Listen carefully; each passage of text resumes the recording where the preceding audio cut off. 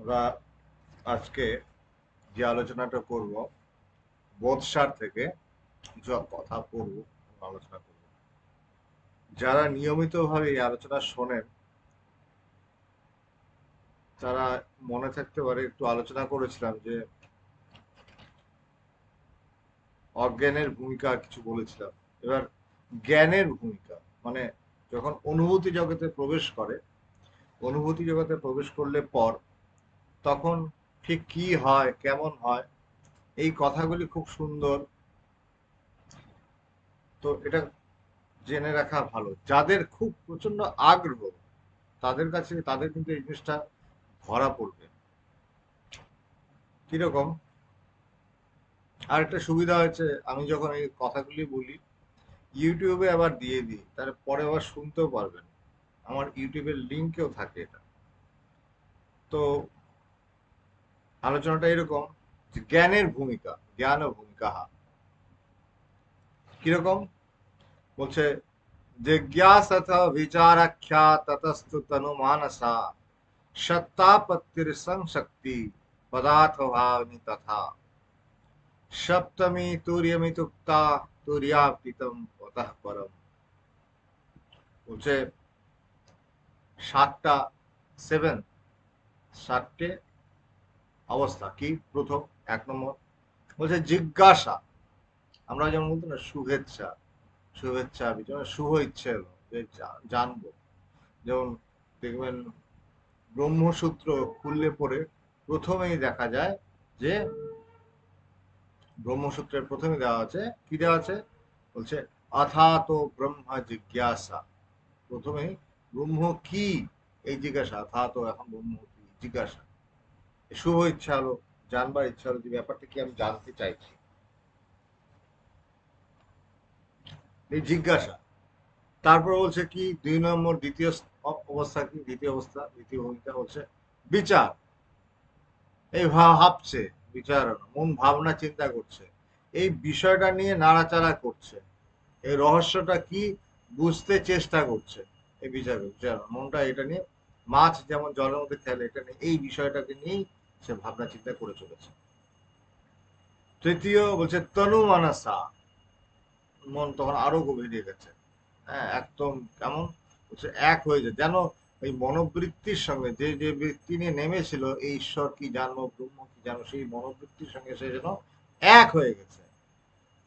দুটোর মধ্যে ভেদ দেখা যাচ্ছে না। যে খুঁজছে মানে যে যে জিজ্ঞাসু আর যে যে যে জ্ঞানকে জানতে চাইছে, দুটো যেন দুটো এক হয়ে আসছে। তারপর বলছে সত্তাপত্তি, এই এই অবস্থায় চতুর্থ অবস্থায় আরোহণ হলো, হচ্ছে এটা জ্ঞান, জ্ঞান লাভ, সত্তাপত্তি। তারপর বলছে অসংশক্তি, বলছে অসংশক্তি যেমন পঞ্চমুখ। পঞ্চমুখে উঠলে কি হয় বলছে, যে উঠলে মন তখন ঠাকুর রামচন্দ্রের কথা বলছে কেমন বলছে, যে তখন মানে মানুষের ভাবে কি যে আত্মীয় স্বজন সবাইকে কাল সাপ বলে বোধ হয়, এত বৈরাগ্য স্থিতি হয়। মানে মনটা এমন ভাবে ব্রহ্ম অবগাহিনী হয় যে আর কিছুতেই সংসারে আসতে চায় না। কিন্তু তখনও সংসার দৃশ্যমান হয় বটে, প্রতীতি থাকে কিছুটা, কিছুটা থাকে। তারপর বলছে কি ষষ্ঠ পদার্থ অভাব, অভাব। মানে তারপরে ষষ্ঠ মানে শেষ, একদম শেষ, শেষ জায়গায় এখানে কি হচ্ছে বলছে, এখানে গিয়ে আর কিছু দর্শন হচ্ছে না, পদার্থই দেখতে পাচ্ছে না, অভাবনীয়। এবং শেষ বলছে সপ্তম হচ্ছে কি তুরিয়া।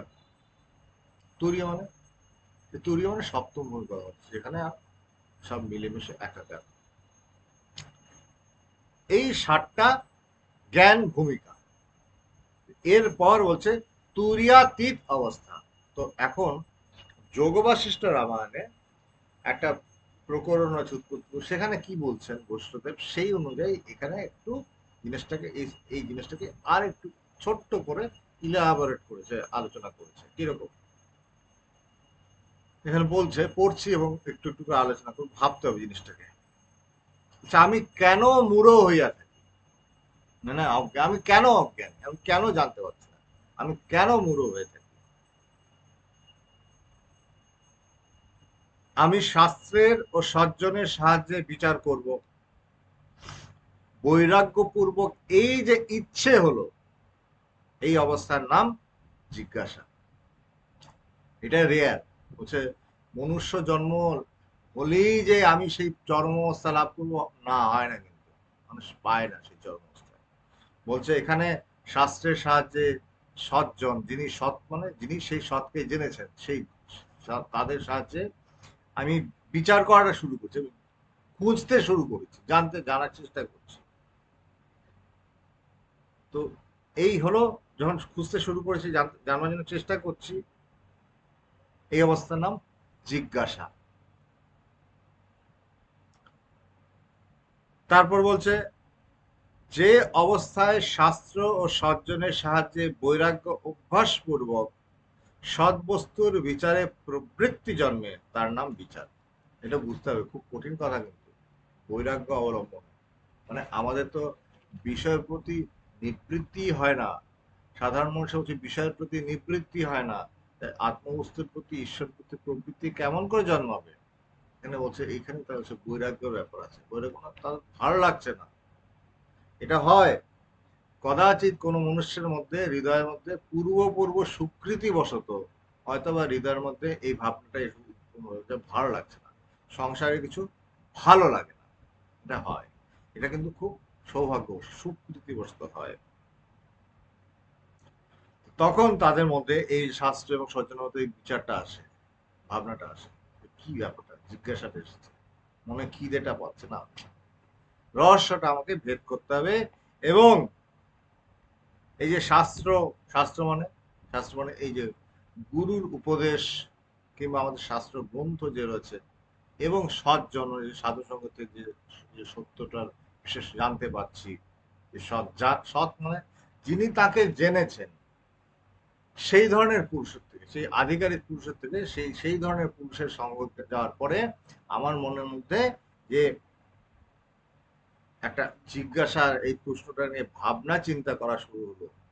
এই যে যেমন প্রথম কেউ নিয়ে আসা হলো এই পথে, সে ব্রহ্ম কি, আত্মা কি, ঈশ্বরকে এই প্রশ্ন করছে, সে ধীরে ধীরে ভাবনা চিন্তাটা সে সিরিয়াসলি করতে শুরু করলো নিজের ভিতরে, এবং বৈরাগ্যের সঙ্গে পড়া শুরু করলো।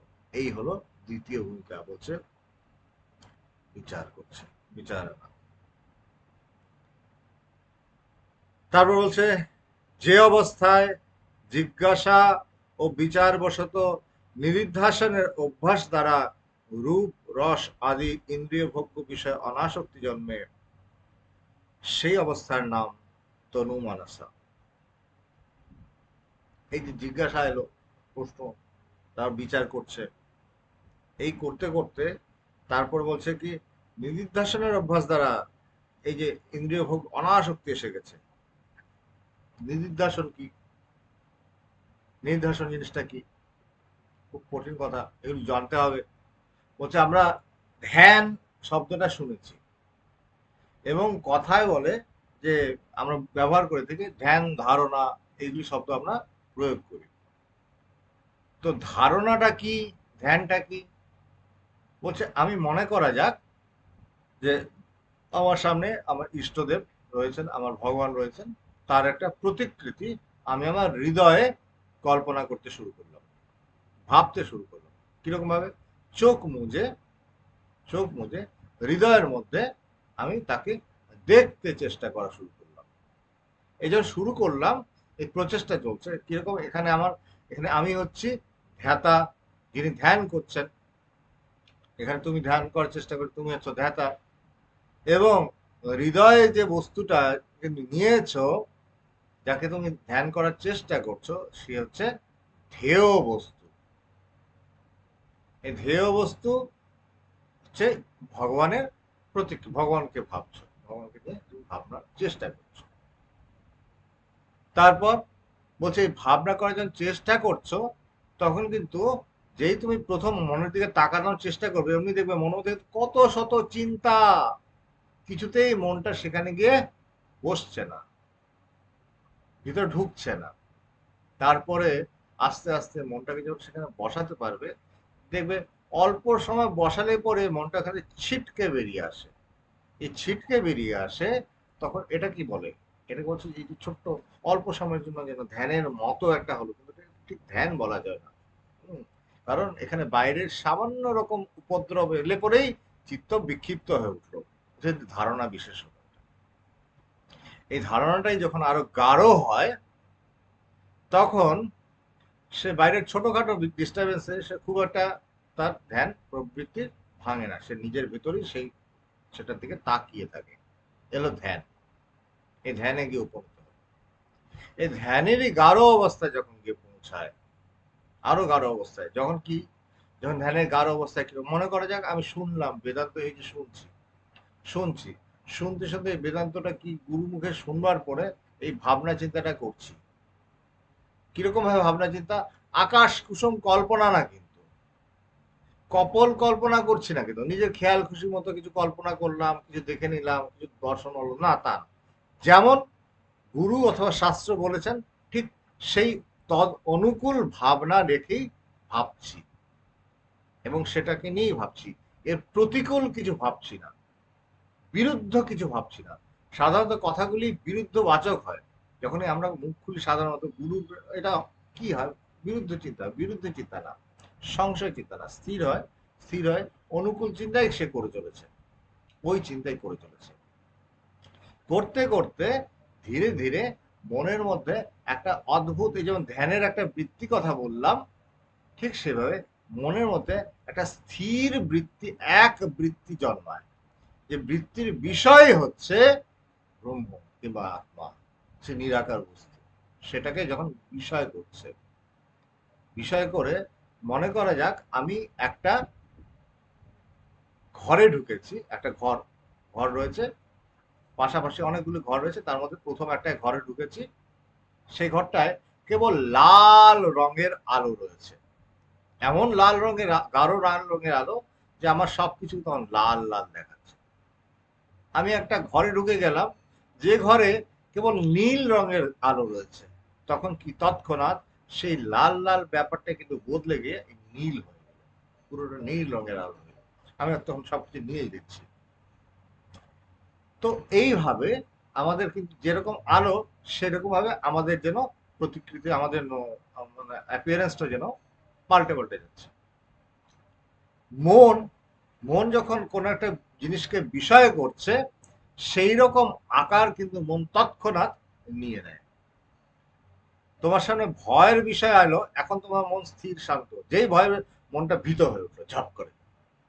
হ্যাঁ, তুমি দুঃখী হয়ে আছো, তোমার মনটা কেমন শান্ত হচ্ছে, হঠাৎ করে খুব আনন্দ উচ্ছ্বাস এলো, মনটা আনন্দ উচ্ছ্বাসিত হয়ে উঠলো।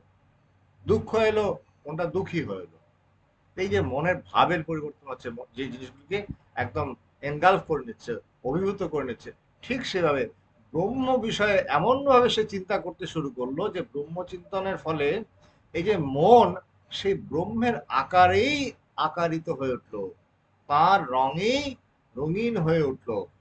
এমন একটা ভাবনা হলো যেখানে সে তার নিজের অস্তিত্বটা আর ব্রহ্মের অস্তিত্ব দুটো এক যেন হয়ে উঠতে লাগলো।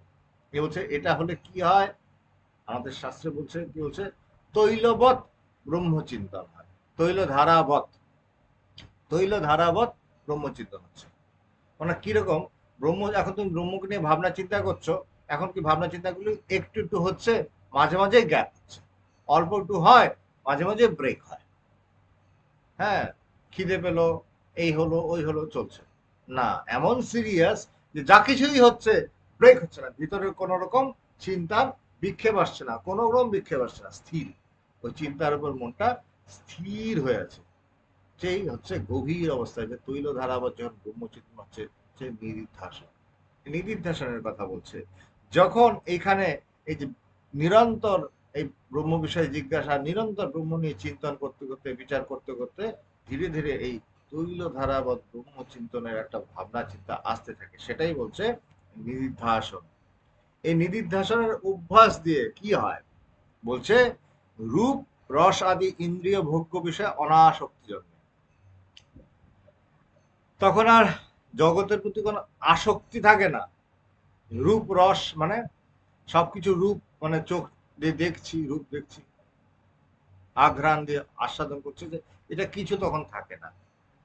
তখন এগুলি কিছু আর মনটা ভিতরটা যেতে চায় না, বিরাগ জন্মায় তখন। এটা রিট্রিট করে, ফিরে আসে। তো এটাই হচ্ছে, বলছে এটা তনু মনসা, তৃতীয় গুণ। এই যে এতটুকু বললাম, এটা তৃতীয় গুণ। এটা কিন্তু অজ্ঞানেরই একটা নামান্তর, কিন্তু তবুও যেহেতু এটা অজ্ঞান, এখানে আলোর যেন কিছুটা প্রকাশ হচ্ছে। একদম খুব ভোরে অন্ধকারই, কিন্তু তখনও অন্ধকার ভেঙে যেন আলোর উদয় হতে চলেছে। এই অন্ধকার এই ভাঙে ভাব, ঠিক তেমনি এখানেও অন্ধকার ভেঙে যেন তার সে সচ্চিদানন্দ রূপ, সে বলছে চিন্ময় আলোর প্রকাশ যেন হচ্ছে। এখানে সে বলছে চিত্তনু মনসা, তৃতীয় ভূমি। বলছে এই তিনটে ভূমি, জিজ্ঞাসা, বিচার বা তনুমনসা হচ্ছে তিনটে ভূমির যখন অভ্যেস নিরন্তর চলছে, অভ্যেস করতে করতে চিত্তে বাহ্য বিষয়ের নিবৃত্তি হওয়ায়, বাইরের যত বিষয়, সব বিষয়গুলি নিবৃত্তি হয়ে গেল। নিবৃত্তি হওয়ায় হচ্ছে মায়া এবং মায়ার যত রকম কার্য সবকিছু নিবৃত্ত হয়ে যায়। বলছে মনটা, চিত্তটা পরিশোধিত হয়, পুরো শুদ্ধ হয়, পরিশোধিত হয়ে সেই সর্ব অধিষ্ঠান স্বরূপ, সন্মাত্র স্বরূপ আত্মায় যখন অবস্থান হয়, সেই অবস্থার নাম সত্তাপত্তি। কি বললো কথাটা যোগেশ্বর বলছেন যে এই উক্ত ভূমিকাত্রয়ের অভ্যাস বশত চিত্তে বাহ্য বিষয়ের নিবৃত্তি হওয়ায়, মানে এখন যেমন সূর্য অস্ত গেছে, এখন সূর্য তো দেখা যাচ্ছে না, ঠিক সেভাবে চিত্তে বাহ্য যত বাইরের যত কিছু আছে, সব মনোবৃত্তিগুলি, বাইরের সব কিছু জিনিসগুলি যেন নাই হয়ে গেল, আর আছে না, নেই, এই নিবৃত্তি হয়ে গেছে। এই হলে বলছে তখন কি হয়, তখন সেই সন্মাত্র সর্ব অধিষ্ঠান স্বরূপ, সেই সন্মাত্র স্বরূপ আত্মার অবস্থিত সেখানে দাঁড়ায়, সেই অবস্থার নামই সত্তাপত্তি। সিনেমা হলে গেলাম, যেমন এখন মোবাইল স্ক্রিনে তাকিয়ে আছি, বিভিন্ন ছবি আসছে কিন্তু স্ক্রিনটা দেখা যাচ্ছে না। স্ক্রিনটা দেখতে গেলে সে ছবিগুলিকে থামাতে হবে, ঠিক সেভাবে মনের ভেতর নানা রকম চিন্তা উঠছে, এই চিন্তাকে সরানোর প্রক্রিয়া শেখানো হলো। জিজ্ঞাসা, বিচার, তনুমনাসা, তারপরে যখন সরে গেল, তখন শুদ্ধ চৈতন্যের সেই ব্যাপারটা, প্রতিষ্ঠানটা প্রকাশিত হলো, আমাদের কাছে দেখা গেল। এই হলো সত্তাপত্তি, যেটাকে চতুর্থ ভূমিকা বলছে, জ্ঞানের 4 নম্বর ভূমি। এখানে গিয়ে পৌঁছালে এই বলছে তুমি আধ্যাত্মিক রাজ্যে প্রবেশ করলে। এখানে মাত্র আধ্যাত্মিক প্রবেশ দ্বার, এই সমাধি হলো, জ্ঞান হলো, আত্মজ্ঞান হলো, এই হলো। বলছে সত্তাপত্তির অভ্যাস বশত চিত্তে যখন বাহ্য ও আভ্যন্তর আকারের স্পর্শের অভাব হয়, চিত্তে এই সত্তাপত্তি, মানে এখানে যখন সে নিত্য গিয়ে গিয়ে যখন পরিশোধিত হবে, মানে সব বাইরের পিকচারগুলি বন্ধ করে দিচ্ছে, করতে করতে ভেতরে গিয়ে বসে যাচ্ছে, স্থির হয়ে বসে যাচ্ছে। এই করতে করতে বাইরের আকারে যখন স্পর্শের অভাব হয়, বাইরের বহির্বৃত্তিগুলি কোনো রকম ছুতে পারে না, এবং সেই সকল বাহ্য আভ্যন্তর বিষয়ের সংস্কারগুলি বিলুপ্ত হয়ে যায়। কি হয় বলছে, এই সংস্কারগুলিও বিলুপ্ত হয়ে যাচ্ছে। মানে কেবল যে তোমার কেবল যে তোমার এখানে আমরা স্পর্শের অভাব হচ্ছে তাই না, এখানে আরো কি হচ্ছে, স্পর্শের অভাব, তারপর কি হচ্ছে যে এই যে ভিতরের যে সংস্কারগুলি, সেটাও বিলুপ্ত হয়, এবং তার ফলে পরমানন্দ, নিত্য, অপরোক্ষ পরব্রহ্মের সাক্ষাৎকার রূপ চমৎকারিতার অনুভব হয়। কি হয় তখন, পরমানন্দময় নিত্য অপরোক্ষ পরব্রহ্মের সেই সাক্ষাৎকার রূপ চমৎকার ব্যাপারটা অনুভব হয়। তখন সেই যে অবস্থা হয়, এটার নাম অসংশক্তি। খুব দারুণ কথা বলছেন শাস্ত্র, দারুণ কথা। প্রথম তো মনের থেকে হচ্ছে যে সবকিছু মুছে দিয়ে এগোলাম, এগোলে পরে কি হবে, বাইরের বৃত্তি বন্ধ করলাম, ভেতর তো তো পিড়ির পিড়ি চলছে, ভেতর থেকে বিড় বিড় বিড় বিড় চলছে। কিরকম, যেমন জেগে থাকলে যেমন অনেক কিছু দেখছি, ঘুমিয়ে পড়লে মানে স্বপ্ন দেখে মনোবৃত্তিগুলি ডিস্টার্ব করে, এখন বাইরে কেউ ডিস্টার্ব করছে না, কিন্তু ভেতর থেকে তোমাকে ডিস্টার্ব করা শুরু করছে। বলছে সেই ভেতরের বৃত্তি, আভ্যন্তরীণ বৃত্তি ভেতরে আছে, সেগুলিও শান্ত হয়ে গেছে, সংস্কারটাও নাই হয়ে গেছে।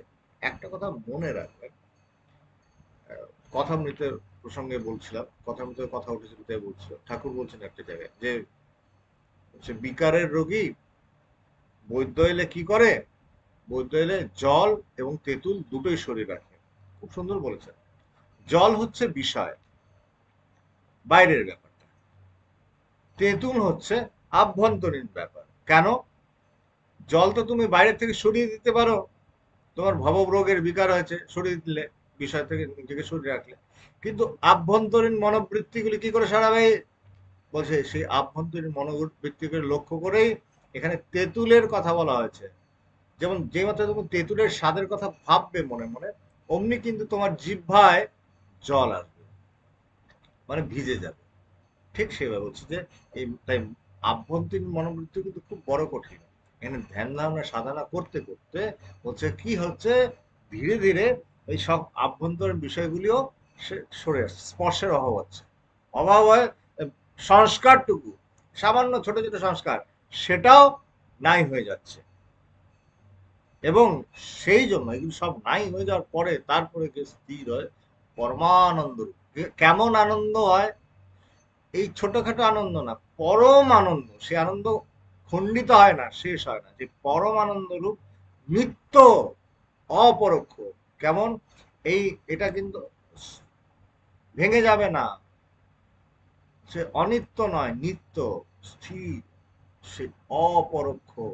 মানে এখানে মন বুদ্ধি দিয়ে জানবার ব্যাপার নেই, মন বুদ্ধির পারে গিয়ে সেই বোধের উদয় হয়। মন বুদ্ধির পারে গিয়ে সেই বোধের উদয় হলো। সেই যে এই অদ্ভুত চমৎকারের একটা ব্যাপার অনুভব হয়, এই যে একটা অবস্থা হলো মন বুদ্ধির পারে গিয়ে, এটাকে বলছে অসংশক্তি, পঞ্চমভূমিকা, জ্ঞানের 5 নম্বর।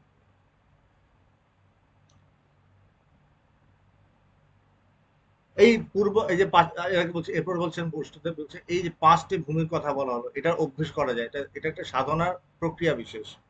বলছে অভ্যেস করতে করতে এই ভূমিকা পঞ্চকের অভ্যাস করলে, করতে করতে কি হবে, আত্মায়, আত্মবস্তুতে দৃঢ় রতি জন্মে। ওখানে একদম বসে থাকে, নড়ে না, স্থির হয়ে বসে আছে। এই আত্মবস্তুতে দৃঢ় রতি জন্মিলে তখন কি হয়? বলছে বাহ্য ও আভ্যন্তর কোন পদার্থেরই প্রতীতি হয় না। তখন প্রতিদিন মানে প্রতীতি মানে দেখায়, মানে দর্শনে দৃষ্ট হয় না, দৃশ্যমান হয় না। তখন কোনো কিছুই চিত্ত মধ্যে এসে প্রকাশিত হয় না, প্রতীতি দেখাই যায় না, চিত্তের মধ্যে কোনো কিছু আসছে না, একদম ফাঁকা, পুরো ফাঁকা। বলছে এই দীর্ঘকাল অনেকক্ষণ ধরে, মানে এটা গাঢ়ভাবে অভ্যাস করতে করতে দৃঢ়রতি হয় যখন, আত্মবস্তুতে একদম ওখানে ডুবে আছে, ওখানে নড়ছে না, এটা হলে কি হয়? বলছে বাহ্য অভ্যন্তর কোনো পদার্থেরই প্রতীতি হয় না। তখন তখন অন্য ব্যক্তি অনেকক্ষণ ধরে চেষ্টা করলে সেই যোগী বাহ্যবৃত্তি, বাহ্যবৃত্তিক হন। মানে তাকে অনেকক্ষণ ধরে চেষ্টা করলে পরে সে কিন্তু বাইরের দিকে তার বাইরের বৃত্তিগুলি উদয় হয়। অনেকক্ষণ ধরে চেষ্টা, মানে অনেক করতে করতে ধীরে ধীরে তারপর হয়তো বাহ্যবৃত্তি হলো। এই যে একটা অদ্ভুত অবস্থা হলো, এই অবস্থার নাম হচ্ছে পদার্থ অভাবানী। পদার্থের ভাবনায় আসছে। এবং এই যে এই ছটা অবস্থার কথা বলা হলো, জ্ঞানের 6টা ভূমিকার কথা বলো, এইগুলি যে দীর্ঘকাল ধরে যদি কেউ এটা অভ্যাস করেন, অভ্যাস করলে, এবং বলছে বিভিন্ন স্থির হয়ে এটার মধ্যে দাঁড়িয়ে আছে, তখন কি হয়? তখন তুমি যদি কোনো ক্রমে যে অন্যের পরপ্রযত্ন, মানে অন্যরা যে চেষ্টাও করে বাহ্য প্রবৃত্তি আনবার জন্য, ভেদ বুদ্ধির উপলব্ধি কিছুতেই হয় না। ভেদ বুদ্ধির উপলব্ধি কোনোভাবেই আর উপলব্ধি হয় না। তখন যোগী কেবল স্বস্বরূপে অবস্থান করেন। তখন তাহার সেই অবস্থাকে তুরীয় অবস্থা বলে। এই সে তুরীয় অবস্থায় গিয়ে হাজির হলো। সে তখন অনেক চেষ্টা করলে পরে, যতই চেষ্টা করছো, যতই চেষ্টা করো, কোনো চেষ্টাতেই তুমি সেই জায়গাতে গিয়ে তখন আর দাঁড়াতে পারছো। ভগবান একটা কথা বলতে, তোমাকে মনে করা যাক একটা টার্গেট বোর্ড রয়েছে যেখানে সবাই তীর ছুঁড়ে ছুঁড়ে মারছে। একটা তীর মারা হলো, তীরটা গিয়ে শার্ট করে বোর্ডে লাগলো, লেগে পড়ে গেল। আরেকজন তীর মারলো, তীরটা গিয়ে বিঁধলো, পড়ে গেল। আরেকজন বলছে আরেকজন তীর খুব এমন ভাবে মারলো, তীরটা গিয়ে টাক করে এফোর ওফোর করে দাঁড়িয়ে গেল, মানে নড়ছে না। এটা হলে কি হলো, ব্রহ্মবিদ ব্রহ্ময় হতি, এই তিনি এমন ভাবে তিনি তাকে জানলেন, তিনি সেটা নিজেই হয়ে গেলেন। তখন নদী গিয়ে সাগরে মিলে, সাগর নদী দুই এক হয়ে গেল। তো বলছে না, নুনের পুতুল সাগর মাপতে গিয়ে সাগরই হয়ে গেল। এসে হয়ে যাওয়া, এই বিকামিং, এই হলো আসল আমাদের ধর্মের আরম্ভ হচ্ছে এই জ্ঞানের 7টা ভূমিকা।